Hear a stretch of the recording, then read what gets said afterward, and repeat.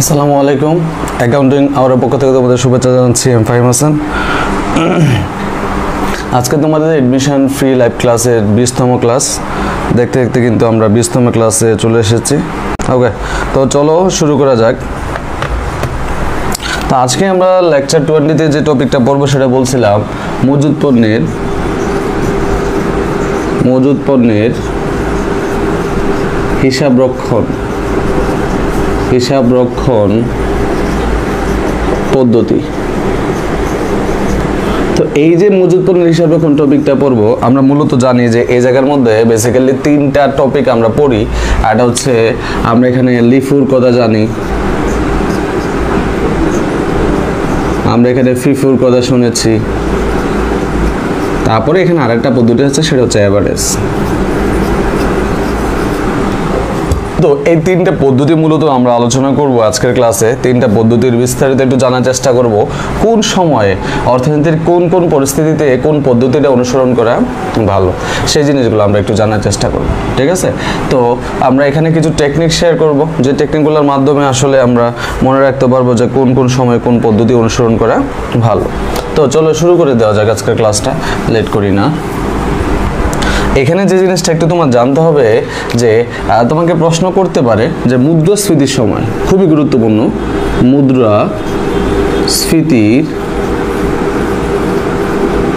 মুদ্রাস্ফীতির কিন্তু আরো নাম আছে, আমরা জানি মুদ্রাস্ফীতির একটা নাম হচ্ছে দ্রব্যমূল্যের ঊর্ধ্বগতি, তাই না? ঊর্ধ্বগতি। আবার এটার একটা নাম কি আছে? উচ্চ দাম স্তর। ঠিক আছে, তাহলে মানে পণ্যদ্রব্যের দাম যখন বাড়তে থাকে তখন ওই সময়টা আসলে মুদ্রাস্ফীতি বলা হয়। মুদ্রাস্ফীতির কিন্তু শুধু যে দাম বাড়ে তাই না, এটার পরে ম্যাক্রো একটা ফ্যাক্টর, এখানে দাম বাড়বে, পণ্যদ্রব্য অর্থের মূল্য কমে যাবে, তারপর ধরুন হচ্ছে সামগ্রিক উৎপাদন হ্রাস পাবে, চাহিদা বৃদ্ধি পাবে, যোগান হ্রাস পাবে, অনেকগুলো ফ্যাক্টর কনসিডার করে আসলে মুদ্রাস্ফীতির বিষয়টা আসে। তো এখানে যে জিনিসটা আমরা জানবো যে মুদ্রাস্ফীতি ঊর্ধ্বগতি মানে কিসের? দ্রব্যমূল্যের ঊর্ধ্বগতি, দামের ঊর্ধ্বগতি বা উচ্চ দাম স্তর। এই সিচুয়েশন আসলে কোনটা অনুসরণ করা ভালো? লিফ অনুসরণ করা ভালো, নাকি ফিফো অনুসরণ করা ভালো, নাকি অ্যাভারেজ অনুসরণ করা ভালো? দেখি তো কেউ বলতে পারো কিনা যে মুদ্রাস্ফীতি কিংবা ঊর্ধ্বগতি কিংবা উচ্চ দাম স্তর যদি এরকম পরিস্থিতি হয় তাহলে আমাদের কোন পদ্ধতি অনুসরণ করা ভালো, কোন পদ্ধতি অনুসরণ করলে আমরা লাভবান হইতে পারবো, একটা প্রতিষ্ঠানের কোন পদ্ধতি অনুসরণ করা ভালো? দেখি কারা বলতে পারো। হ্যাঁ, এদের মধ্যে অ্যান্সার করতেছো। হ্যাঁ, লিফো, ভেরি গুড। তো যারা পরে আসছো এখনো প্রোফাইল থেকে শেয়ারটা করো নাই, তারা জলদি প্রোফাইল থেকে শেয়ারটা করে দাও।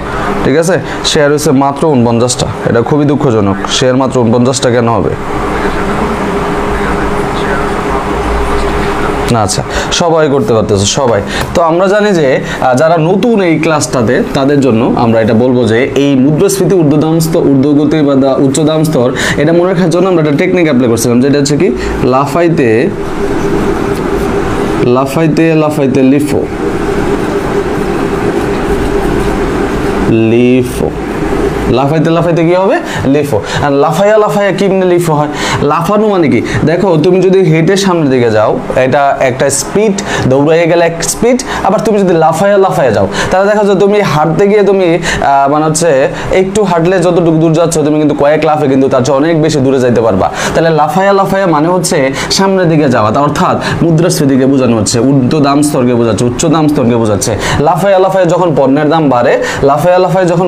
বাড়ে তখন কোন পদ্ধতি অনুসরণ করা ভালো? লিফো। তাহলে কি মনে রাখবো? লাফাইতে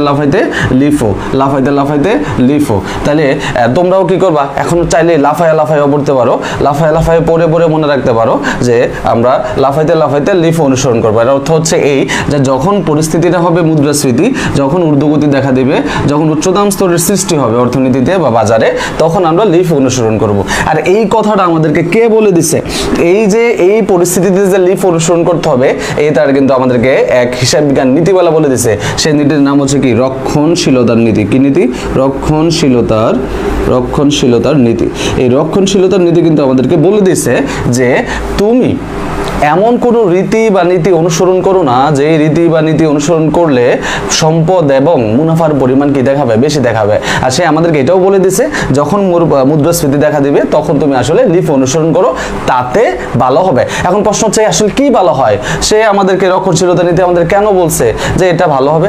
আবার একটা জিনিস একটু খেয়াল করে দেখো, আমরা রক্ষণশীলতা নীতি অনুযায়ী এটাও সবাই জানি যে যদি মজুদ পণ্যের দুইটা মূল্য দেওয়া থাকে, একটা বাজার মূল্য আর এটা হচ্ছে ক্রয় মূল্য, তখন সবসময় যেটা কম অর্থাৎ বাজার মূল্য এবং ক্রয় মূল্যের মধ্যে যেটা কম সেটা অ্যাকসেপ্ট করতে হবে। কারণ প্রশ্ন হচ্ছে কেন আসলে আমি মজুদ পণ্যটা কম নিব, মজুদ পণ্য কম নিলে আমার লাভটা কি, সেই জিনিসটা আমরা এখান থেকে বোঝার চেষ্টা করবো। তা আপাতত এতটুকু ক্লিয়ার কিনা যে লাফাইতে লাফাইতে লিফো মানে হচ্ছে মুদ্রাস্ফীতি ঊর্ধ্বগতি উচ্চ দাম স্তর যখন দেখা দিবে তখন আমরা আসলে লিফো পদ্ধতি অনুসরণ করব। আর এই কথা আমাদেরকে কে বলে দিছে, রক্ষণশীলতার নীতি আমাদেরকে এই বিষয়টা বলে দিয়েছে। এবার চলে আসা হচ্ছে আমরা কেন এই সিচুয়েশনে আমরা হচ্ছে লিফোটা অনুসরণ করবো, এটা বোঝার জন্য তোমাকে একটা উদাহরণ বুঝতে হবে। সো উদাহরণটা একটু দেখো।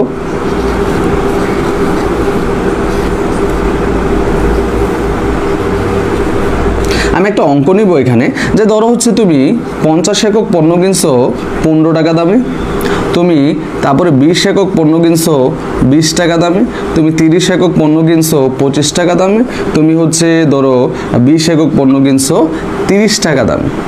কথাটাকে বোঝা গেছে? তাহলে এই যে একটা উদাহরণ আমি এখানে নিলাম, এই একটা উদাহরণ, তার মানে দেখো এখানে এককের পরিমাণটা বাড়ে কমে এটা কোনো ফ্যাক্টর না, কিন্তু দাম স্তর বাড়তেছে না কমতেছে, দেখো তো দাম স্তর কিন্তু ক্রমান্বয়ে কি করতেছে, বৃদ্ধি পাচ্ছে, 15 থেকে 20, 25, 30, এই যে দামের পরিমাণটা বৃদ্ধি পাচ্ছে, এই সিচুয়েশনটাকে আসলে বলা হয় কি, মুদ্রাস্ফীতি। মানে আমাদের অঙ্কের স্ট্রাকচার অনুযায়ী যখন এরকম ক্রমান্বয়ে পণ্যের দামটা বাড়তে থাকতেছে তখন এটা এই অঙ্ক দেখেও কিন্তু তোমার বুঝতে হবে যে আসলে এই পরিস্থিতিটা আসলে কি, এই পরিস্থিতি হচ্ছে মুদ্রাস্ফীতি। যেহেতু দাম কি করতেছে, বাড়তেছে, 15 থেকে 20, 20 থেকে 25, 25 থেকে কি হয়ে গেছে 30, এই যে দামগুলো ক্রমান্বয়ে ভালো, এটাকে বলা হয় আসলে কি, দ্রব্যমূল্যের ঊর্ধ্বগতি বা মুদ্রাস্ফীতি। তাহলে এই সিচুয়েশন আমাদেরকে বলা হচ্ছে কি অনুসরণ করা ভালো, লিফ। প্রশ্ন হচ্ছে কেন ভালো, সেটাই আসলে বোঝার চেষ্টা করবে। একটু দেখো, যদি আমরা এই পদ্ধতিতে লিফ অনুসরণ করি তো লিফের পূর্ণরূপটা তোমরা জানো যে last in first out. Last in first out. তো লাস্ট ইন ফার্স্ট আউটের মানে কি, যে যেই পণ্যটা তুমি পরে কিন্তু সেটাকে আগে বিক্রি করবা। লাস্ট ইন ফার্স্ট আউটের মানে কি, যে যেই পণ্যটা আমি আগে ইন করছে অর্থাৎ যে পণ্যটা আগে আসছে সেটাকে, সরি, যে পণ্যটা শেষে আসছে এটাকে আগে বিক্রি করে দিব, যেটা আগে শেষে আসছে এটাকে আগে বিক্রি করে দিব। তাহলে এখানে দেখো তো এই পণ্যগুলোর মধ্যে শেষ আসছে কোনটা, শেষ আসছে হচ্ছে 20, তারপর আসছে কত, এটা, তারপরে এটা, তারপরে এটা, এইভাবে। তার মানে লিফ অনুসরণ করার মানে হচ্ছে নিচের দিক থেকে বিয়োগ করা, নিচের দিক থেকে বাদ দিয়ে আসা, নিচের দিক থেকে বাদ দিয়ে আসা। ধরো হচ্ছে তুমি বিক্রি করতে করতে এমন অবস্থা হয়েছে যে এইটা বিক্রি করে দিছো, এটাও বিক্রি করে দিছো, এটাও বিক্রি করে দিছো। যেহেতু লিফ অনুসরণ করতেছো নিচের দিকগুলো আগে বিক্রি করতে হবে, নিচের গুলো বিক্রি হবে মানে বিয়োগ করতে হবে বা বাদ দিয়ে দিতে হবে। এখন প্রশ্ন হচ্ছে যদি এমন হয় যে এগুলো তো আমি বিক্রি করে ফেলছি, তাহলে আমার অবিকৃত অবস্থা আছে কত একক, 50 একক। অবিকৃত অবস্থা আছে কত একক, 50। তাহলে যেটা অবিকৃত অবস্থায় আছে, যেটা অবিকৃত অবস্থা আছে সেটার নাম হচ্ছে কি, সমাপনী, সেটার নাম হচ্ছে সমাপনী মজুদ। এটার নাম কি, সমাপনী। এখন প্রশ্ন হচ্ছে এই সমাপনী মজুদের দামটা কত, 15 টাকা। তুমি যদি একটু খেয়াল করে দেখো সিরিয়ালটা, যে এইখানে যে দামগুলা ছিল এই দামগুলোর মধ্যে সব থেকে কম দাম কোনটা, 15 টাকা। সব থেকে কম দাম হচ্ছে কত টাকা, 15 টাকা। তার মানে বোঝাই যাচ্ছে যে এই লিফ অনুসরণ করলে মজুদ পণ্যের মূল্যটা সব থেকে কি দেখাবে, কম দেখাবে।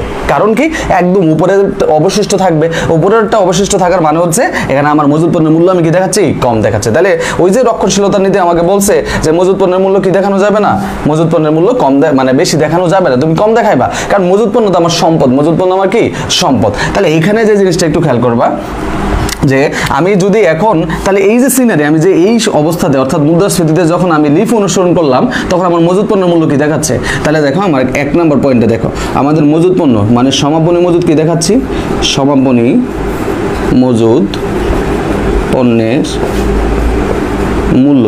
তাহলে সমাপনী মজুদ পণ্যের মূল্য কি হচ্ছে স্যার, কম হচ্ছে না বলো তো, অন্যগুলোর তুলনায় কম হচ্ছে না, হ্যাঁ কম হচ্ছে। তাহলে মজুদ পণ্যের মূল্য কি দেখানো হচ্ছে, কম। মজুদ পণ্যের মূল্য যদি কম হয় তাহলে আমাদের আরো বেনিফিট কি কি থাকতেছে। আমরা একটা কন্ডিশন ফুলফিল করলাম যে হ্যাঁ মুদ্রাস্ফীতির সময় কি দেখানো ভালো, মুদ্রাস্ফীতির সময় লিফ অনুসরণ করলে ভালো, কারণ রক্ষণশীলতা নীতি বলছে যে সম্পদের মূল্য বেশি দেখানো দরকার নাই, এটা কম দেখাইতে হবে। আচ্ছা, এবার আসো হচ্ছে যদি সমাপনী মজুদ পণ্যের মূল্য বেশি দেখানো, কম দেখানো হয় তাহলে বিক্রিত পণ্যের ব্যয় কি হবে, বিক্রিত পণ্যের ব্যয়, বিক্রিত পণ্যের ব্যয় কেমন হবে, এটা যদি এমন হয় তাহলে বিক্রিত পণ্যের ব্যয় কেমন হবে, এটা বোঝার জন্য তোমাকে আরেকটু উদাহরণ একটু দেখতে হবে। তাহলে নরমালি তুমি দেখো বিক্রিত পণ্যের ব্যয় করার সূত্রটা কি, বিক্রিত পণ্যের ব্যয় সূত্রটা হচ্ছে প্রারম্ভিক মজুদের সাথে তোমাকে যোগ করতে হয় কি ক্রয়, প্রারম্ভিক মজুদের সাথে ক্রয় যোগ করে যেটা পাওয়া যায় সেটা থেকে বিয়োগ করতে হয় কি সমাপনী মজুদ, কি বাদ দিতে হয় সমাপনী মজুদ বাদ দিতে হয়। তাহলে কিভাবে আসলে এখানে বিক্রিত পণ্যের এটা কেমন হবে এটা মুখস্থ না করে জাস্ট তুমি যদি বুঝতে চাও, ধরো প্রারম্ভিক মজুদ ধরলাম হচ্ছে আমি ধরো সাপোজ 50 টাকা, তাহলে তুমি ধরো পণ্য ক্রয় করছো আরো 50 টাকা, তাহলে আলটিমেটলি তোমার টোটাল দাঁড়াইলো কত 100 টাকা। এই 100 টাকা থেকে ধরো তুমি সমাপনী মজুদ বাদ দিচ্ছ 20 টাকা, তাহলে সমাপনী মজুদ তুমি 20 টাকা বাদ দাও, তোমার অবশিষ্ট অর্থাৎ বিক্রিত পণ্যের ব্যয় হিসাবে কত থাকলো, বিক্রিত পণ্যের ব্যয় কত থাকলো 80 টাকা। ঠিক আছে, তুমি যখন সমাপনী মজুদ 20 টাকা বাদ দিচ্ছ তখন বিক্রিত পণ্যের ব্যয় কত টাকা আছে 80 টাকা।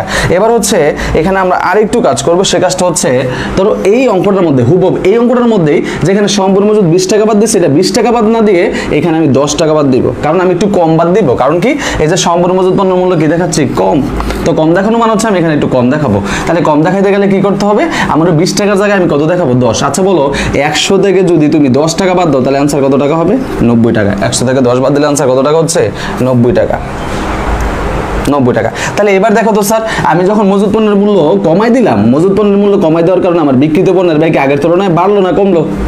আমার প্রথমে বিক্রিত পণ্যের ব্যয় ছিল 80 টাকা, যখন আমি মজুদ পণ্য দেখেছি 20 টাকা, আমি চিন্তা করলাম যে মজুদ পণ্যের মূল্যটা আমি কমাই দেখাইবো, তাহলে কমাই দেখানোর কারণে বিক্রিত পণ্যের ব্যয় কিন্তু কি হয়েছে বেড়ে গেছে, আর যাক 80 থেকে 90 হয়ে গেছে। তাহলে আমরা বলতে পারি মজুদ পণ্যের মূল্য কম দেখানোর অর্থ হচ্ছে বিক্রিত পণ্যের ব্যয় কি দেখানো বেশি, বিক্রিত পণ্যের ব্যয় কি দেখানো বেশি দেখানো, বিক্রিত পণ্যের ব্যয় অবশ্যই বেশি দেখাবে।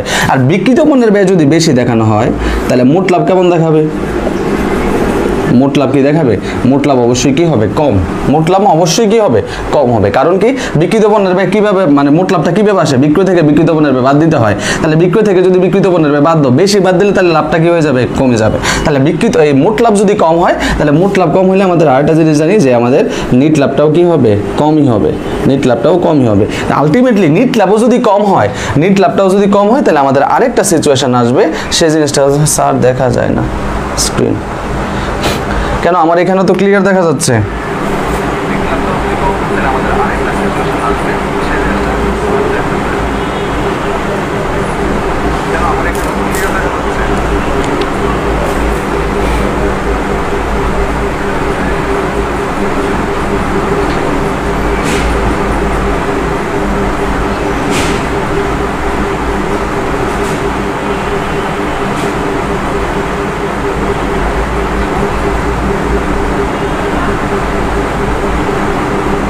আচ্ছা ঠিক আছে, খেয়াল করো তাহলে।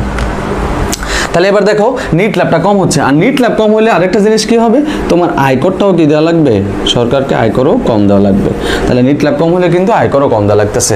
তাহলে দেখো স্যার, আমরা যে আসলে এই মুদ্রাস্ফীতি ঊর্ধ্বগতি বা উচ্চদাম স্তরের সময় যে আমরা আসলে লিফ অনুসরণ করব, লিফ অনুসরণ করলে কি হয় আমি তোমাদেরকে এটা অঙ্কের মাধ্যমে দেখালাম। লিফ অনুসরণ করলে আসলে আমাদের মজুদ পণ্যের মূল্যটা কি হয় কম হয়, আর মজুদ পণ্যের মূল্য কম হলে বিক্রিত পণ্যের ব্যয় কি হয়, এটার জন্য আমরা এখানে আবার একটা উদাহরণ দেখলাম। আমরা দেখলাম মজুদ পণ্য কম দেখালে বিক্রিত পণ্যের ব্যয়টা বাইরে যায়, আর বিক্রিত পণ্যের ব্যয় অর্থাৎ আমার ব্যয় যত বাড়বে আমার লাভ তত কি করতে থাকবে কমতে থাকবে, লাভ তত কমতে থাকবে।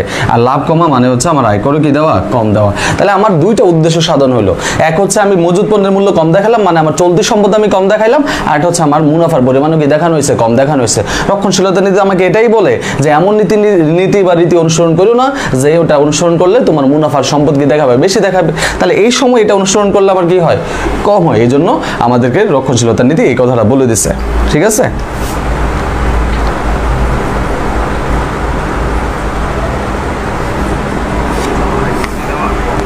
এই পর্যন্ত তোমাদের ক্লিয়ার হয়েছে কিনা আমাকে একটু কমেন্টে জানাই দাও যে আলোচনা এই পর্যন্ত তোমাদের ক্লিয়ার হয়েছে কিনা বা বুঝতে পারছো কিনা, সব ঠিকঠাক আছে কিনা।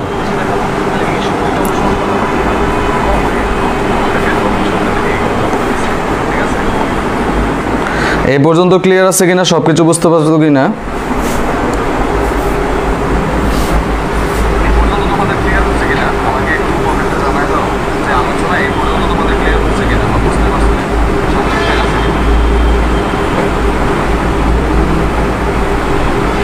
ওকে, তো এখন এই যে অর্থনীতিতে এই যে অবস্থা, অর্থাৎ যখন মুদ্রাস্ফীতি দেখা দিচ্ছে তখন তো তোমরা বলা হয়েছে যে লিফ অনুসরণ করাটা ভালো। এখানে তুমি যদি লিফ অনুসরণ না করো, যদি তুমি ফিফো করো তাইলে কি হবে, লিফ অনুসরণ করো না করো যদি তুমি ফিফো করো তাইলে কি হবে। ভালোটা তো আমি বুঝলাম যে হ্যাঁ লিফ অনুসরণ করা ভালো, এখন প্রশ্ন হচ্ছে আমি লিফ অনুসরণ করব না, তাহলে লিফ অনুসরণ না করলে কি হবে একটু দেখবো আমরা। ধরো তুমি লিফও করলা না, তো লিফও না করলে কি হবে সেটা একটু দেখি এবার আমরা। ধরো মুদ্রাস্ফীতির সময়, এবার প্রশ্ন করা হয়েছে মুদ্রাস্ফীতির সময় যদি কি অনুসরণ করা হয়, মুদ্রাস্ফীতির সময় যদি ফিফো অনুসরণ করা হয়, ফিফো ভালো তো আমরা জানি লিফো, কিন্তু তোমার প্রশ্ন করা হয়েছে কি যদি ফিফো অনুসরণ করা হয়, যদি ফিফো অনুসরণ করা হয় তাহলে কি হবে, ফিফো অনুসরণ করলে কি কি হবে, এটা বোঝার জন্য তোমাকে কি করতে হবে, একটু উদাহরণটা বুঝতে হবে। ফিফো মানে হচ্ছে ফার্স্ট ইন ফার্স্ট আউট, অর্থাৎ তোমার কাছে যে পণ্যটা আগে আসবে সেটাকে তুমি আগে বিক্রি করে দিবা, ভালো কথা। তাহলে এবার একটা উদাহরণ দেখে আমরা আবার একক, আমার নিলাম হচ্ছে 10।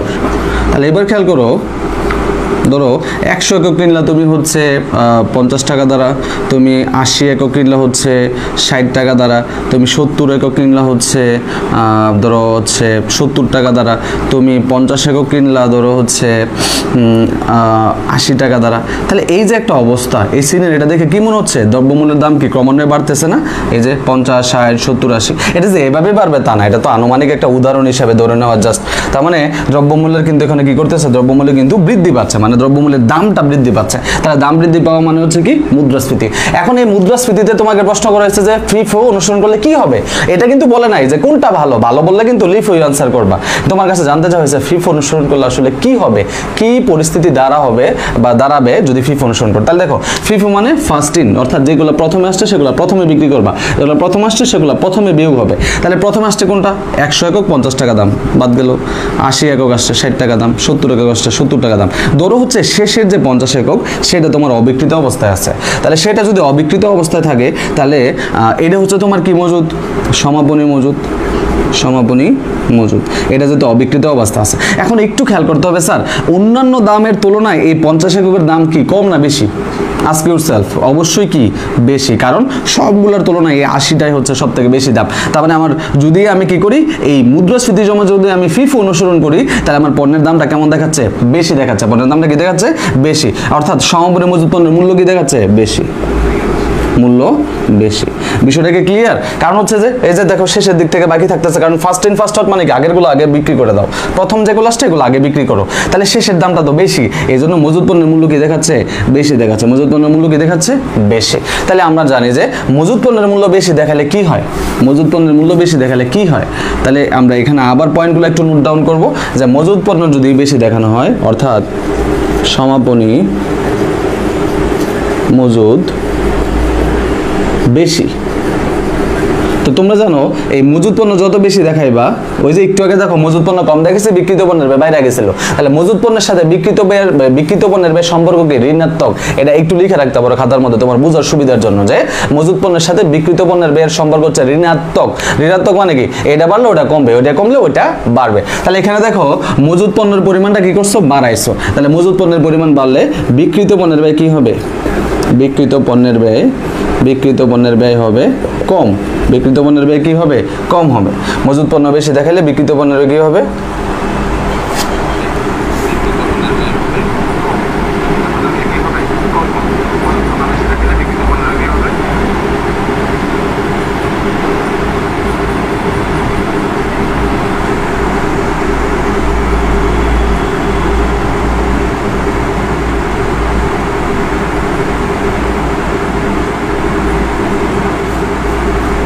জুম ইন জুম আউটের পিছনে আই থিঙ্ক নেটেরই প্রবলেমটা মূলত।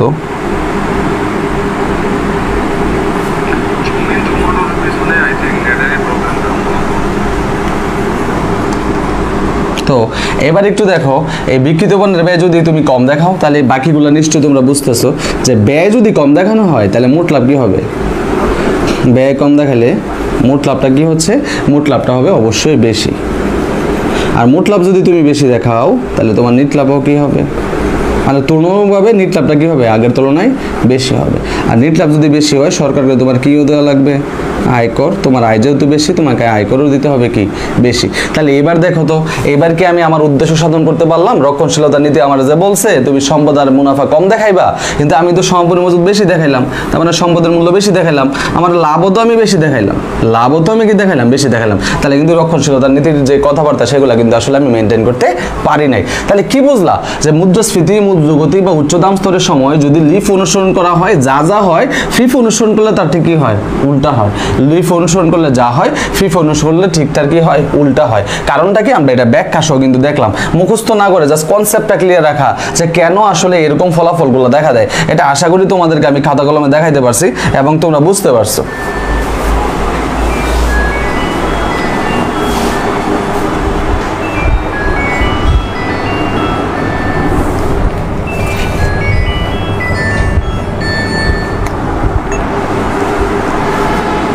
এই পর্যন্ত কি ক্লিয়ার হয়েছে তোমাদের? স্যার একটু কমেন্ট করে আমাকে একটু জানাও যে এই পর্যন্ত ক্লিয়ার কিনা।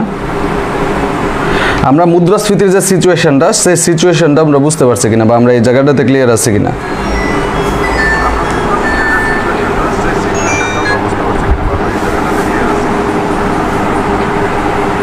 এই সিচুয়েশনে আমরা ক্লিয়ার আছি কিনা একটু কমেন্ট করে জানাই দাও স্যার।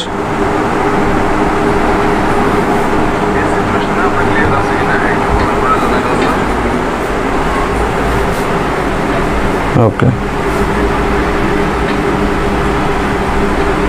তাহলে এই পরিস্থিতিতে অর্থাৎ মুদ্রাস্ফীতির সময় তুমি লিফ অনুসরণ করলে যা হবে, ফিফ অনুসরণ করলে ঠিক তার বিপরীত হবে। হ্যালো,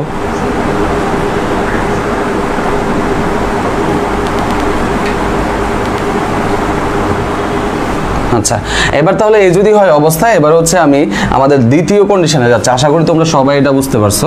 এবার পরের আলোচনাটা একটু যাই।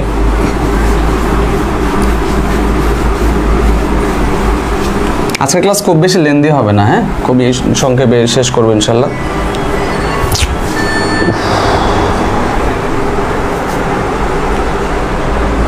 তাহলে এখানেও আসা হচ্ছে যদি পরিস্থিতি মুদ্রাস্ফীতি না হয়ে যদি অর্থনীতিতে কি দেখা দেয়? মুদ্রা সংকোচন।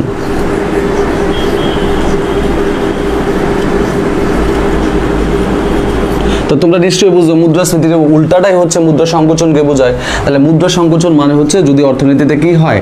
নিম্ন দাম স্তর দেখা দেয়, নিম্ন দাম স্তর অথবা নিম্ন গতি, ঠিক আছে? মানে দ্রব্যমূল্যের দাম যদি কি করতে থাকে? কমতে থাকে, নিম্ন গতি।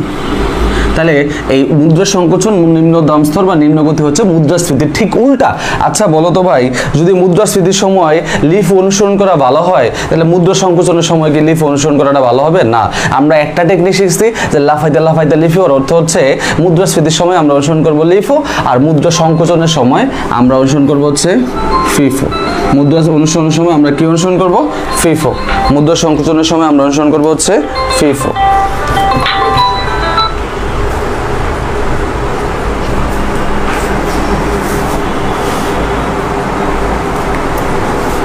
কথা কি বোঝা গেছে? তাহলে যে জিনিসটা একটু খেয়াল করবা, মুদ্রা সংকোচন বা নিম্ন দাম স্তর বা নিম্ন গতির সময় আমি অনুসরণ করবো হচ্ছে ফিফো। আচ্ছা এবার তাহলে এবার আবার কি হচ্ছে? এবার আবার কাহিনী কি যে মুদ্রা সংকোচনের সময় এমন কি হয়? ফিফো অনুসরণ করতে হবে। আচ্ছা ফিফোর মানে তো তোমরা ইতিমধ্যে বুঝেই গেছো। ফিফো মানে হচ্ছে ফার্স্ট ইন ফার্স্ট আউট, অর্থাৎ প্রথমে যেটা আসবে এটাকে প্রথমে সেল করে দিতে হবে। তাহলে প্রথমে যেটা আসবে যদি প্রথমে সেটা সেল করতে হয়, তাহলে আমাদের কি দাঁড়ায়? তাহলে আমাদের কি পরিস্থিতি কি দাঁড়ায়?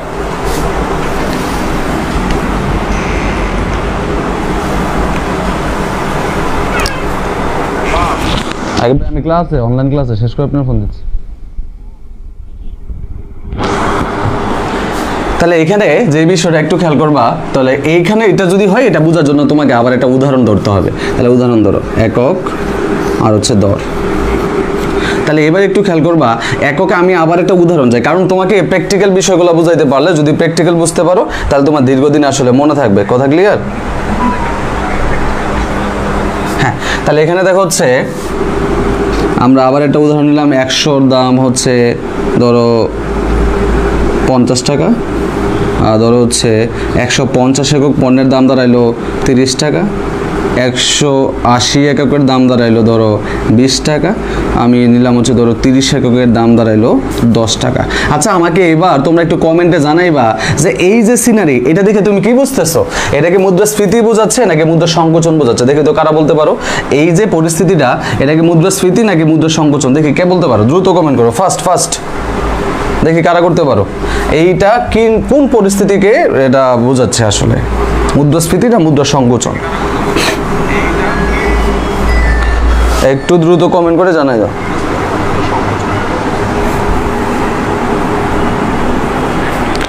মুদ্রা সংকোচন, এটা কিন্তু তোমাকে বুঝতে হবে স্যার, উদাহরণটা দেখে তোমার বুঝতে হবে দাম কি কমতেছে নাকি বাড়তেছে। দেখি এটা কারা বুঝো নাই, দেখি কারা বুঝো নাই, একটু কমেন্ট করো ফার্স্ট।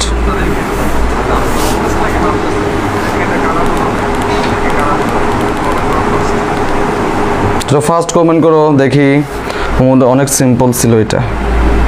সংকোচন, এই তো সবাই বুঝতে পারছো। তাহলে আমরা মুদ্রা সংকোচন কেমনে বুঝলাম? আমরা মুদ্রা সংকোচন বোঝার পেছনে কারণ হচ্ছে কি, যে এটার দাম কি করছে, ক্রমান্বয়ে কমছে।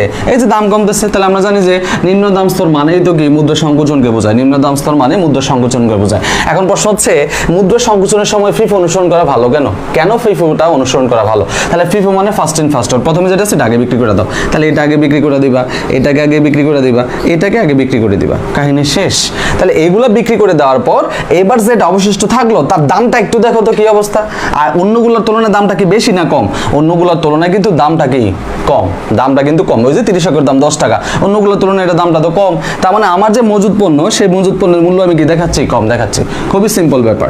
দেখো তাহলে আমি আমার সর্বশেষ যে জিনিসটা দাঁড়ালো যে সমাপনী মজুদ কি দেখাচ্ছি? মজুদ কি দেখাচ্ছি? কম। সমাপনী মজুদ কম হচ্ছে কারণ অন্যগুলোর তুলনায় তো কম। তাহলে তোমরা এবার রিলেট করতে পারতেছো কিনা দেখো, মজুদ পণ্য যদি কম হয় বিক্রিত পণ্যের ব্যয় কি হবে? বেশি। কারণ তোমাদেরকে শিখাইছি যে মজুদ পণ্য আর বিক্রিত পণ্যের ব্যয়ের মধ্যে ঋণাত্মক সম্পর্ক বিদ্যমান। তাহলে বিক্রিত পণ্যের ব্যয় কি হবে? বিক্রিত পণ্যের ব্যয় হবে বেশি। আর বিক্রিত পণ্যের ব্যয় যদি বেশি হয়, বিক্রিত পণ্যের ব্যয় যদি বেশি হয় তাহলে কি হবে? অন্য কাহিনী কি ঘটবে? তোমার মোট লাভ আর নিট লাভ কি হবে? মোট লাভ আর নিট লাভ হবে কম। মোট লাভ আর নিট লাভ হবে কম। আমি ক্লাসটা মানে শেষের দিকে গিয়ে আবার একটু সামারি করবো, দেখবে তোমার ক্লাসটা খুব ইজি মনে হবে। আপাতত তোমার গুলায় যাওয়ার একটা ব্যাপার তৈরি হইতে পারে যে মনে হচ্ছে একই ধরনের ইনফরমেশন বারবার লিখতেছো, গুলাই যাচ্ছে, এরকম না। মোট লাভ কম হয়েছে মানে নিট লাভও কম হবে, আর নিট লাভ কম হওয়ার মানে হচ্ছে তোমার আয়করটা আলটিমেটলি কম হচ্ছে। ঠিক আছে, তাহলে আয়করটাও কম হচ্ছে। তাহলে এখন এই যে আমি পয়েন্টগুলো লিখলাম, এগুলো লেখার পর তুমি একটু খেয়াল করে তোমার খাতার মধ্যে যারা লিখতেছো তারা দেখো তো মুদ্রাস্ফীতির সময়, অর্থাৎ মুদ্রাস্ফীতির সময় যখন তোমাকে বলা হয়েছিল যে লিফ অনুসরণ করবা, এই লিফ অনুসরণ করলে কি হয়েছে? যা যা হয়েছে মুদ্রাস্ফীতির সময় লিফ অনুসরণ করলে যা যা হয়েছে, এবার একটু তুমি মিলাইয়া দেখো মুদ্রা সংকোচনের সময় ফিফ অনুসরণ করলেও তা হয়। একবার সিম্পল ব্যাপার, একই জিনিস। মুদ্রাস্ফীতির সময় লিফ অনুসরণ করলে যা হয়, মুদ্রা সংকোচনের সময় ফিফ অনুসরণ করলেও তা হয়। কারণ আমাকে বলে দিয়েছে ইটস বেস্ট, মানে এই মেথডটাই হচ্ছে এই সময়কার জন্য পারফেক্ট, এটা অনুসরণ করা উচিত। কারণ কি, এখানে মজুদ পণ্যের মূল্য কম দেখাবে আর তোমার লাভটা কি দেখাবে? কম দেখাবে, যেটা আমাদেরকে রক্ষণশীলতার নীতি বলে দিচ্ছে। তাহলে মুদ্রা সংকোচন বা নিম্ন দাম স্তর বা নিম্ন গতির সময় আমাদেরকে লিফ না করে ফিফ অনুসরণ করতে হবে। কেন? কারণ এই যে পরিস্থিতি, যেটা আমাদের মূল টার্গেট বা রক্ষণশীলতার নীতি আমাদেরকে বলে দিচ্ছে, সেটা কিন্তু আমি খুব ইজিলি অ্যাচিভ করতে পারি। তাহলে দেখো তো স্যার, মুদ্রাস্ফীতির সময় কেন ফিফ অনুসরণ করতে হবে আর ফিফ অনুসরণ করলে কি হবে, সেই জিনিসটা বুঝতে পারছো কিনা?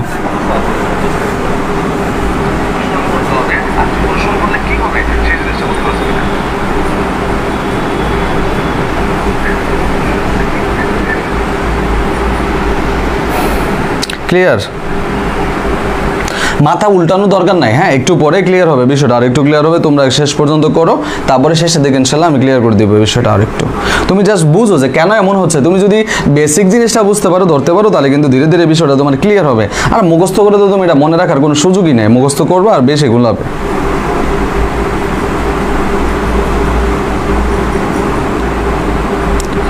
আচ্ছা, শেয়ার কিন্তু এখনো সেই 53টা শেয়ারের মধ্যেই আছে। হ্যাঁ, তোমরা কি আজকে 100 শেয়ারও দিবা না? এই অধ্যায় থেকে ম্যাথ আসার সম্ভাবনা খুবই কম স্যার। ম্যাথ আসে না, প্রিভিয়াস ইয়ারে কোনো ম্যাথ এই অধ্যায় থেকে আসে নাই। ঠিক আছে, সো এখান থেকে কিন্তু থিওরি আসার সম্ভাবনা সব থেকে বেশি।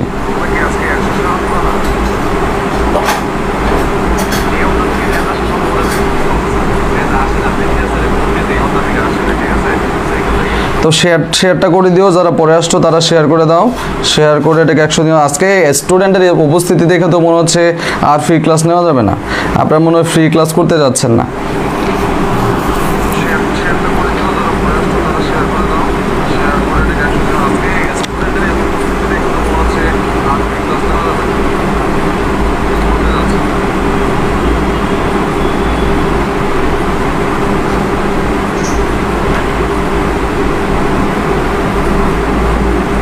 আপনাদেরকে স্যার এই পর্যন্ত ক্লিয়ার আছে? একটু দ্রুত কমেন্ট করেন।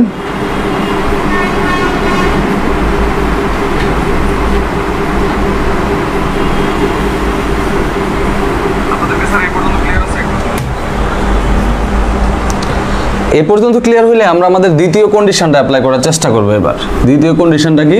দ্বিতীয় কন্ডিশন হচ্ছে, আমি একটু মুছে নিই তাহলে তোমাদের বুঝতে সুবিধা না, দেখি যে মনে হবে যে এই সিচুয়েশনে তো আসলে ফিফো অনুসরণ করা ভালো, তো ফিফো আমি অনুসরণ করলাম না, আমি ফিফো না করলে লিফও করলাম, আমি ফিফো না করে লিফও করলাম। দেখি তো কারা এবার বলতে পারো এই যে 5টা সিচুয়েশন আমি লিখছিলাম, এই 5টা সিচুয়েশন কি হবে? তুমি 2 মিনিট চিন্তা করো যে মুদ্রা সংকোচনের সময় যদি ফিফো না করে লিফও করা হয়, মুদ্রা সংকোচনের সময় যদি ফিফো অনুসরণ করা না করে লিফ অনুসরণ করা হয়, তাহলে আসলে কি কি পরিস্থিতি দেখা দিবে? আমি যে 5টা পয়েন্ট নোট ডাউন করছিলাম, এটা আগে তোমার খাতায় লেখো, তারপর তুমি কমেন্টে লেখো, দেখে তোমরা বুঝতে পারছো কিনা বিষয়টা।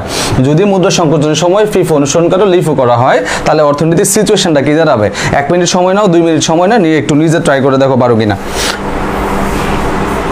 একটু দেখো ক্লিয়ার মানে পারতেছো কিনা বা বুঝছো কিনা বিষয়টা। যদি বুঝতে থাকো তাহলে আগেরগুলো যদি বুঝে থাকো তাহলে তুমি এই কাজটা করতে পারবা নিঃসন্দেহে। তাহলে একটু দেখো তো কাজটা করতে পারতেছো কিনা,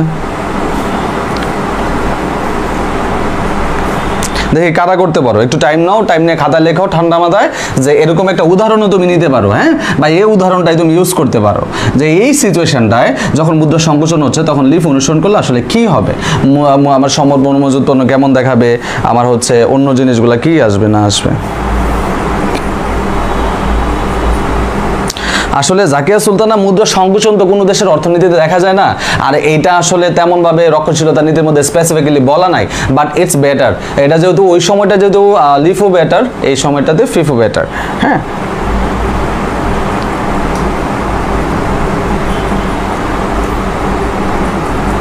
খাতা, হ্যাঁ, তার উল্টোটা হবে বুঝলাম, তো উল্টোটা তো তোমার বুঝা লিখতে হবে, শুধু মুখস্থ তো উল্টা লিখলে হবে না, সেটা বুঝাটা একটু ধারণ করো, একটু বুঝো, খাতার মধ্যে একবার লেখো, তারপর কমেন্টে একবার লেখো, দেখবা যে বিষয়টা খুব বেশি ক্লিয়ার হয়ে যাবে, ঠিক আছে? এই তো সবাই লিখতেছে, ভেরি গুড। জান্নাত জেসি, সবাই ট্রাই করো, সবাই একবার খাতায় লেখো, তারপরে এখানে লেখার চেষ্টা করো, আশা করি ক্লিয়ার হয়ে যাবে। খুব ইজি আছে বিষয়টা, আর এখান থেকে কিন্তু কনসেপচুয়াল কোয়েশ্চেন হয়, ঠিক আছে? আর তোমরা জানো ইতিমধ্যে রাজশাহী বিশ্ববিদ্যালয়ে ভর্তি পরীক্ষার সার্কুলার কিন্তু প্রকাশিত হয়েছে, তো ধীরে ধীরে কিন্তু সবগুলো বিশ্ববিদ্যালয়ে ভর্তি পরীক্ষার সার্কুলার কিন্তু চলে আসবে।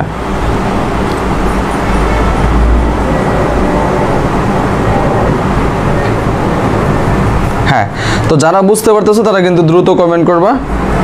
ভেরি গুড, সবারটা হচ্ছে, লেখা হয়ে গেছে স্যার, গুড।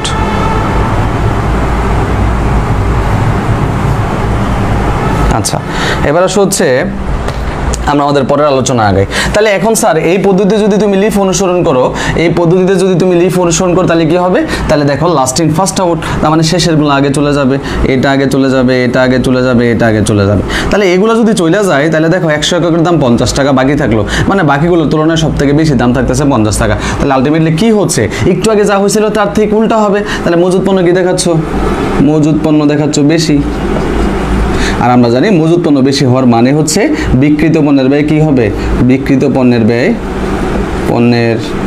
ব্যয় কম, কারণ মজুদ পণ্যের সাথে তার সম্পর্ক ঋণাত্মক। তাহলে এটা যদি কম হয়, বিক্রিত পণ্যের ব্যয় যদি কম হয়, বাকিগুলো কিন্তু অটোমেটিক্যালি কি হয়, মানে বিক্রিত পণ্যের ব্যয় যদি কম হয় তাহলে মোট লাভ কি হবে? তোমার মোট লাভটা হবে বেশি। আর মোট লাভ যদি বেশি হয় তাহলে তোমার কি দাঁড়াচ্ছে? বেশি। নিট লাভও দাঁড়াচ্ছে কি? বেশি। মোট লাভ বেশি মানে নিট লাভও বেশি, আর নিট লাভ যদি বেশি হয় তাহলে আলটিমেটলি তোমার আয়করও দেওয়া লাগতেছে কি? বেশি। তাহলে দেখো আমরা কিন্তু আমাদের শর্ত ফুলফিল করতে পারলাম না, আমরা মজুদ পণ্য মানে চলতি সম্পদ বেশি দেখাইলাম, লাভও বেশি দেখা ফেললাম। তাহলে এই হচ্ছে সিচুয়েশন, যে যা করার কথা, যে এটা করলে যা হয় ওইটা না করে অন্য পদ্ধতি অনুসরণ করলে তার ঠিক কি হয়? উল্টা হয়। এই পর্যন্ত কি সবার লেখা হয়েছে? এই পর্যন্ত সবাই লিখছো কিনা? এই পর্যন্ত সবাই লিখতে পারছো কিনা একটু কমেন্ট করো। এখনো যারা প্রোফাইল থেকে শেয়ার করো নাই অতি দ্রুত প্রোফাইল থেকে শেয়ার দিয়ে দাও। এটা এখনো 66, এটা এখনো 100 হয়নি কিন্তু শেয়ার। আর স্টুডেন্ট আপস অ্যান্ড ডাউন, কমতেছে বাড়তেছে, কমতেছে বাড়তেছে কেন? ক্লাস শেষ না করে মাঝপথ দিয়ে চলে গেলে তো তুমি বিষয়টা ক্লিয়ার করতে পারবে না।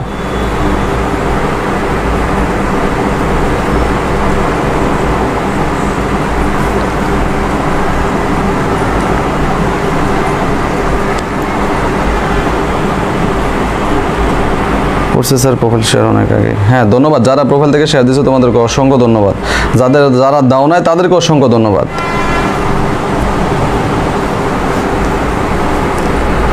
4টা বলেতে কখন কি হবে?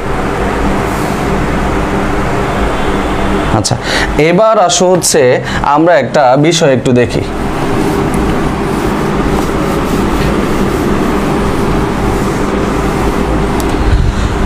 এখানে যে জিনিসটা একটু খেয়াল করবা,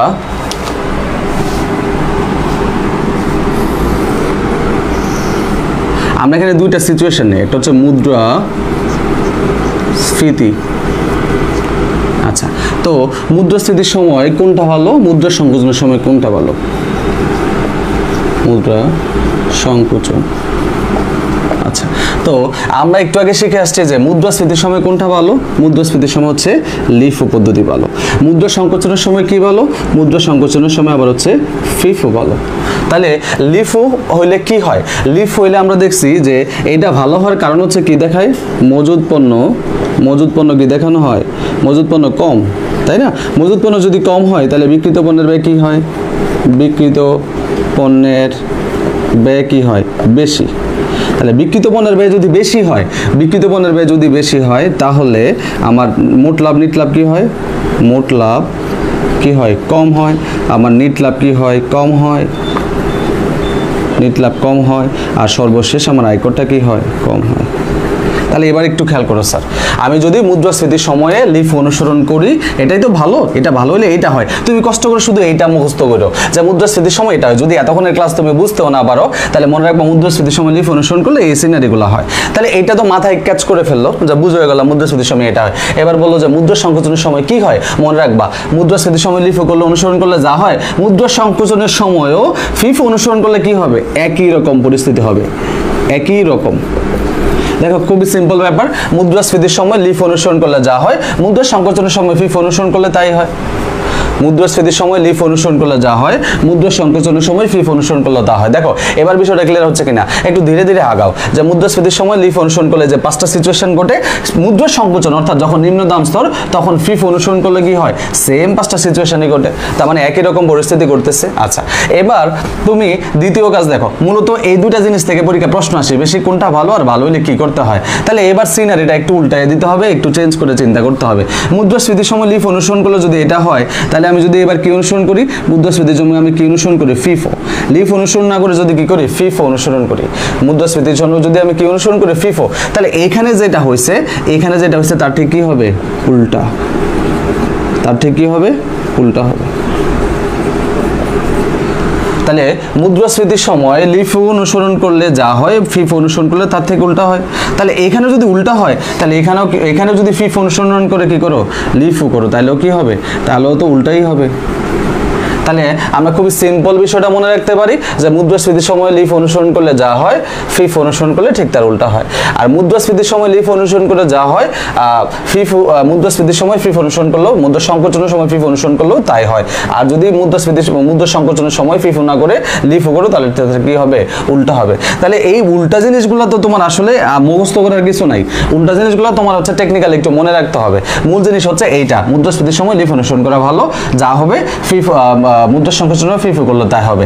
এবার হচ্ছে উল্টা চিন্তা করবা যে যদি উল্টা হয়, কারণ তোমার করার কথা ছিল লিফো, তুমি করতেছো ফিফো, তাহলে তুমি তো শুরুতেই উল্টা কাজ করতেছো, তাহলে উল্টা কাজ করলে তোমার ফলাফলটা কি হবে, উল্টাই হবে। তাহলে তোমার কথা ছিল ফিফো, ফিফো না করে করতেছো লিফো, তাহলে ফিফো করলে যা হয়, লিফো করলে তার কি হবে, উল্টা হবে। তাহলে এইভাবে কিন্তু এই বিষয়গুলো একটু মনে রাখতে হবে, এইভাবে ছাড়া কিন্তু এই বিষয়গুলো মনে রাখা যাবে না।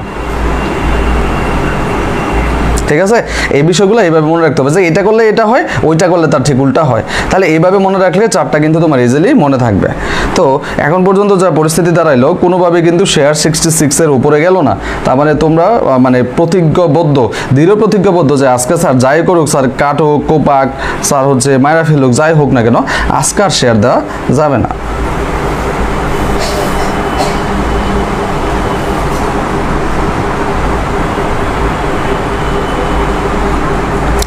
যারা একটা করে শেয়ার দিবা তাদেরকে একটা করে বিয়ে দিয়ে দিব, দেখি কারা বিয়ে করতে চাও। একটা করে শেয়ার দাও, একটা করে বিয়ে দিব। 2টা শেয়ার দিলে 2টা বিয়ে, 3টা শেয়ার দিলে 3টা বিয়ে।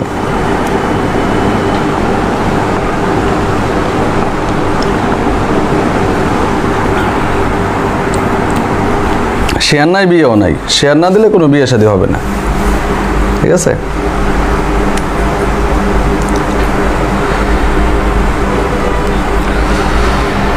হ্যাঁ, কোনো কিছুতেই তোমাদের আসলে কোনো মোটিভেশনে আজকাল কোনো কাজ হচ্ছে না। হ্যাঁ, মানে হচ্ছে বিয়ের শাদী তোমরা করবা না, চিন্তা মানে তোমরা কি ডিটারমাইন্ড যে বিয়ের শাদী করা যাবে না, যাই করেন স্যার।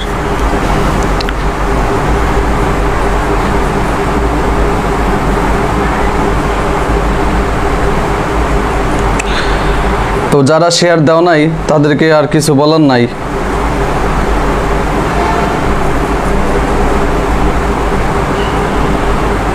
অনন্য লেখছেন বিয়ে করুন না। হ্যাঁ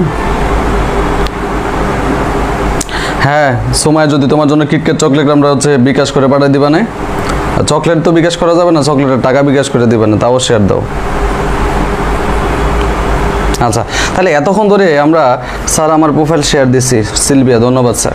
তাহলে এতক্ষণ ধরে আমরা যা যা পড়লাম, আমরা তার একটু অ্যাপ্লিকেশন দেখি। হ্যাঁ, আমরা আসলে কি মনে রাখলাম এতক্ষণ ধরে, আমরা কয়েকটা প্র্যাকটিস দেখবো একটু। হ্যাঁ,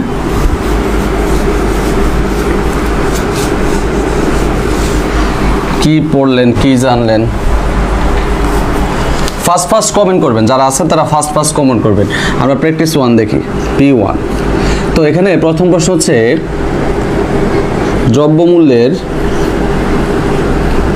দ্রব্যমূল্যের ঊর্ধ্বগতির সময় মজুদ পণ্য মূল্যায়নের কোন পদ্ধতি অনুসরণ করা ভালো? ঠিক আছে, দেখা যাক। তাহলে এটারে তোমাকে আমি ধর হচ্ছে কত অপশন দিলাম, হচ্ছে আগে সবকিছু বুঝে নিতে হবে। আমি কি কি লিখতেছি এগুলো আগে দেখে নিতে হবে। অপশনটা কেমন দিচ্ছি, আগের মাল আগে ছাড়। খ নাম্বার দিলাম পরের মাল আগে ছাড়।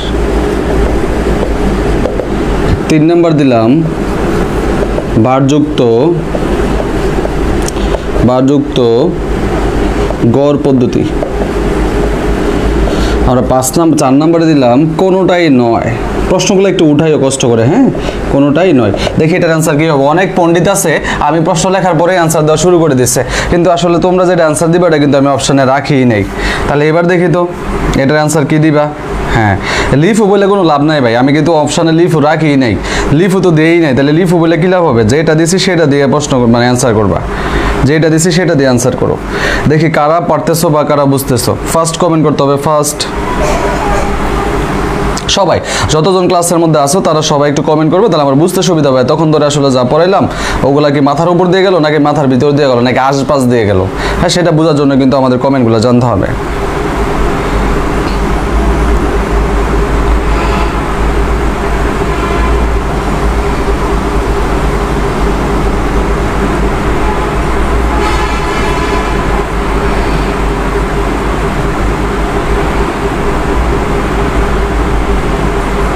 রাইট, কারণ তোমরা জানো যে এই মুদ্রাস্ফীতির সময় আসলে লিফ অনুসরণ করা ভালো। তাহলে এই আগের মাল আগে ছাড় এটাকে বলা হয় ফিফো, আর পরের মাল বা শেষের মাল আগে ছাড় এটাকে বলা হয় লিফো, আর এটাকে বলা হয় হচ্ছে এভারেজ। আর এটা তো কোনোটাই নয়, তাহলে আমরা জানি যে আমাদের অ্যান্সার হবে কি লিফো। তাহলে এই জন্য একটু খেয়াল করতে হবে স্যার, কখনো কখনো প্রশ্নের মধ্যে কি চাইছে সেই প্রশ্নটা পড়ে অ্যান্সারটা করতে হবে। হ্যাঁ, পুরো প্রশ্ন পড়ে তারপরে অ্যান্সার করতে হবে। অল্প একটু শুনে বা অল্প একটু বুঝাই কিন্তু অ্যান্সার করতে গেলে বিপদে পড়ে যাবে, প্রশ্ন কিন্তু ভুল হওয়ার সম্ভাবনা থাকে। এই জন্য পুরো প্রশ্ন পড়তে হবে। এটা কিন্তু একটা বদ অভ্যাসে পরিণত হয়েছে যে মানে হচ্ছে করে ফেলো, অর্ধেক প্রশ্ন পড়ে অ্যান্সার করতে চলে যাও। এটা একটু চেঞ্জ করে দিচ্ছি আমি ল্যাঙ্গুয়েজটা প্রশ্নটার, যে আমরা প্র্যাকটিস 2 তে দেখব যে দ্রব্যমূল্যের ঊর্ধ্বগতির সময় মজুদ পণ্য মূল্যায়নের ফিফো পদ্ধতি অনুসরণ করলে কোনটি ঘটে? সাবধান, একদম সাবধান। আমি কিন্তু এবার যেহেতু দ্রব্যমূল্যের ঊর্ধ্বগতির সময় ফিফোর কথা বলছি, তুমি একটু মাথা ঠান্ডা করে একটু চিন্তা করতে থাকো যে কি করতে পারে, এরপরে আমার সাথে মিলাই নিবা।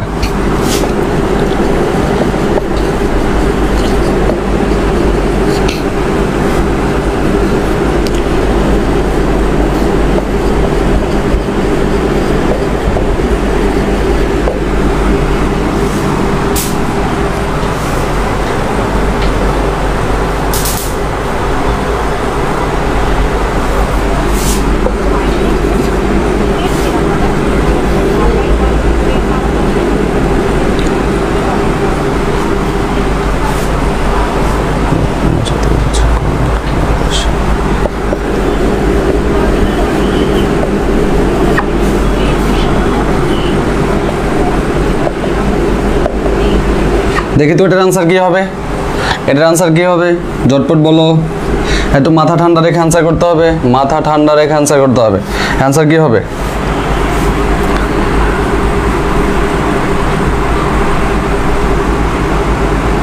প্রবলেম 2 এর অ্যান্সার কি হবে? প্রবলেম 2 এর অ্যান্সার কি হবে? একটু ফার্স্ট কমেন্ট চাই, ফার্স্ট।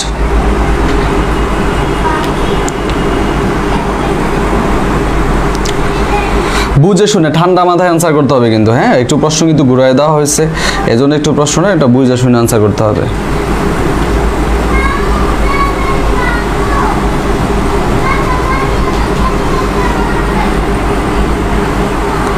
সবাই কি অ্যান্সার করতেছো? যারা ক্লাসে আসো সবাই তো কমেন্ট করতেছো না, যারা ক্লাসে আসো সবাই কিন্তু কমেন্ট করতেছো না। আজকে হচ্ছে স্মরণকালে সবচেয়ে কম রেসপন্স তোমাদের এই ক্লাসের মধ্যে, স্টুডেন্টও কম, রেসপন্সও কম। সবাই কি ঈদের কেনাকাটা নিয়ে ব্যস্ত?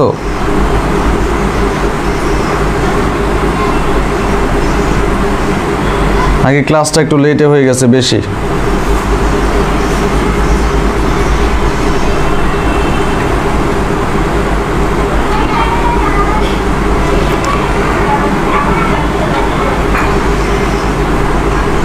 হ্যাঁ, এটার অ্যান্সারটা হবে বি, এটার অ্যান্সারটা হবে বি। অনেকেই ধরতে পারছে, ভেরি গুড। এখন এই প্রশ্নটাই আমি হচ্ছে একটু চেঞ্জ করবো আবার, দেখো এবার অ্যান্সারটা কি হবে। প্রবলেম 3তে দেখো দ্রব্যমূল্যের ঊর্ধ্বগতির সময় মজুত পণ্য মূল্যায়নের ফিফো না দিয়ে আমি এখানে দিলাম লিফো পদ্ধতি অনুসরণ করলে কোনটি কোনটি হয় না। তাহলে এবার প্রশ্নটা পড়ে এবার অ্যান্সার করে কি হবে। এবার একটু প্রবলেম 3তে আমি কি চেঞ্জ করছি তুমি একটু বুঝবা, বুঝে তারপরে কমেন্টে অ্যান্সারটা দিবে কি হবে। দেখি মাথা ঘুরে নাকি মাথা ঠিকঠাক জায়গায় থাকে, এটা দেখি তো।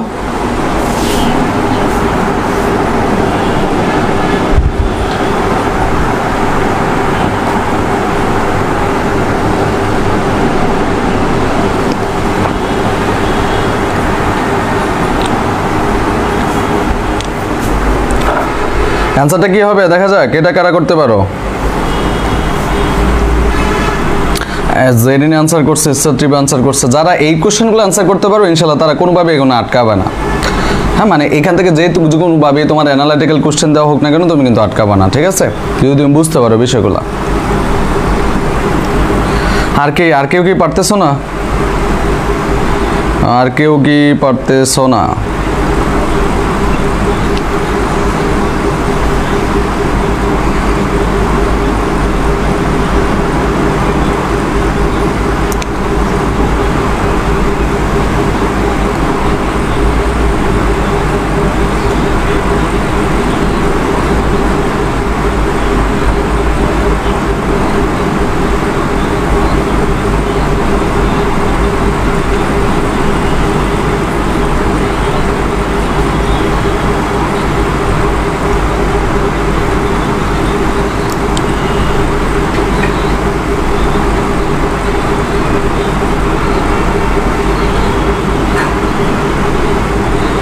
আনসার কি করছো তোমরা? হ্যাঁ, এখানে প্রশ্নটা জাস্ট একটু ঘুরাই দেওয়া, তো ঘুরাই দিলে তোমার উত্তরও কিন্তু ঘুরাইয়া বলতে হবে, নাহলে কিন্তু ঝামেলা হবে। উত্তর ঘুরাই না দিলে কিন্তু প্রশ্নের ভুল হয়ে যাবে। তাহলে এটারও অ্যান্সার হবে কি? এটার অ্যান্সার হবে বি, এটারও অ্যান্সার হবে কি? বি। আচ্ছা, এবার চলে আসে হচ্ছে আমরা একটু চেঞ্জ করবো প্রশ্নটাকে, বেশিক্ষণ নিব না, আর 5-7 মিনিটের মধ্যে ক্লাসটা শেষ করবো, সুতরাং একটু শেষ পর্যন্ত থাকো। তাহলে এতক্ষণ যা পড়লা প্র্যাকটিস না করলে তো আসলে বোঝা যায় না যে আসলে কি শিখলাম। এবার আমরা একটু যাব দ্রব্যমূল্যের নিম্ন গতির সময়। দ্রব্যমূল্যের নিম্ন গতির সময় কোন পদ্ধতি অনুসরণ করা ভালো? কোন পদ্ধতি অনুসরণ করা ভালো? দ্রব্যমূল্যের নিম্ন গতির সময় কোন পদ্ধতি অনুসরণ করা ভালো? কতে দিলাম ধরো হচ্ছে লিফো, খতে দিলাম হচ্ছে ফিফো, গতে দিলাম হচ্ছে এভারেজ, আর ঘতে দিলাম হচ্ছে কোনোটাই নয় বা সব কয়টা। দেখি এটা অ্যান্সার কি হবে। প্র্যাকটিস 4 এর অ্যান্সার কি হবে? প্র্যাকটিস 4 এর অ্যান্সার কি হবে?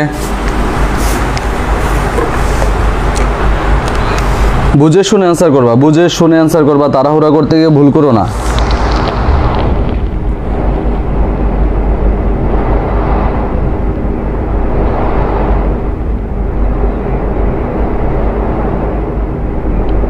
FIFO, very good.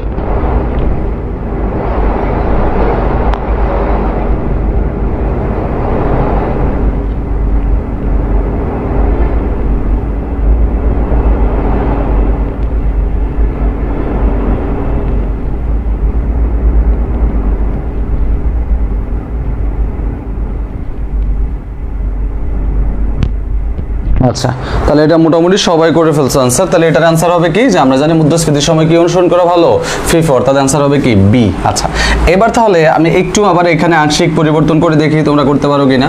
যে দ্রব্যমূল্যের প্রবলেম প্র্যাকটিস 5, দ্রব্যমূল্যের নিম্নগতির সময় মজুত পণ্য মূল্যায়নের লিফো পদ্ধতি অনুসরণ করলে কোনটি হবে, হ্যাঁ, নিচের কোনটি ঘটবে। তো এখানে খেয়াল করতে হবে আমরা কোন পদ্ধতির কথা বলছি, এখানে লিফোর কথা বলা হয়েছে, কিন্তু কোন পদ্ধতির কথা, লিফো পদ্ধতির কথা বলা হয়েছে। তো লিফো পদ্ধতির কথা বলা হলে কি করতে হবে, এখানে আমরা নিব হচ্ছে মজুত পণ্য ধরো হচ্ছে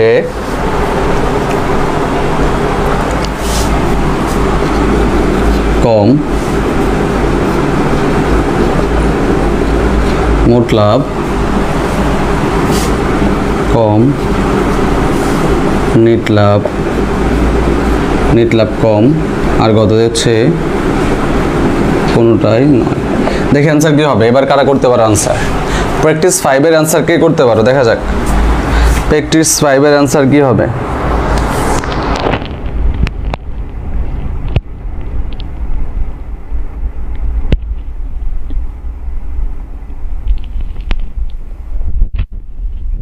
आंसर क्या होगा,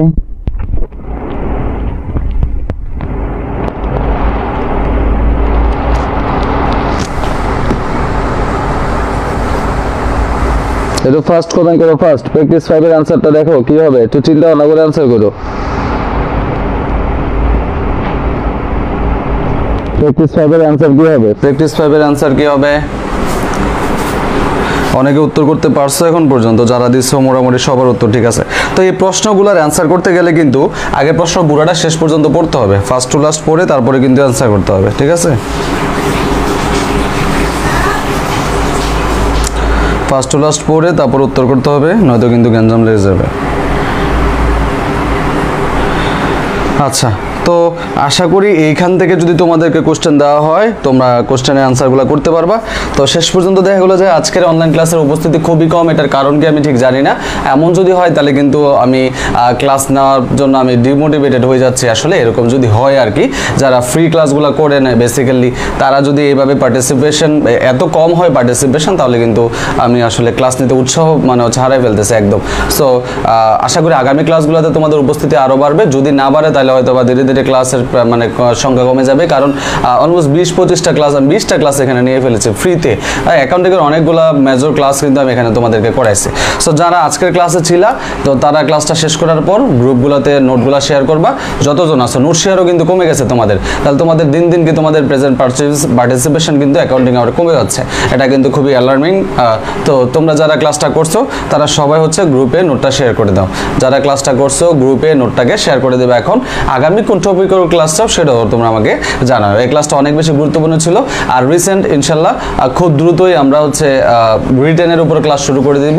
তো পেড বেচে যারা আছো তারা তো ওখানে ক্লাস পাচ্ছ, যারা এখনো পেড বেচে ভর্তি হবা বলে দ্বিধাদ্বন্দ্বে আছো তারা কিন্তু খুব দ্রুতই সিদ্ধান্ত নিতে পারো। আমরা কিন্তু এক পা দুপা করে কিন্তু আমরা এগিয়ে যাচ্ছি ইনশাল্লাহ, আমরা আশা করি ভালো কিছু সম্ভব হবে। তো আজকের ক্লাসটা এই পর্যন্তই থাকলো। সবার কাছে আমার প্রত্যাশা থাকবে যে তোমরা সবাই নোটটা শেয়ার করবা গ্রুপে, এবং তোমার বন্ধু ভাই ব্রাদারদেরকে গ্রুপে ইনভাইট করবা। ভালো থাকো, আজকের ক্লাস এ পর্যন্তই। আজকের মতো অ্যাকাউন্টিং আর পক্ষ থেকে তোমাদের কাছ থেকে বিদায় নিচ্ছি, আমি ফাহিম হাসান। ভালো থাকো সবাই, সবার সুস্বাস্থ্য কামনা করছি। আসসালামু আলাইকুম।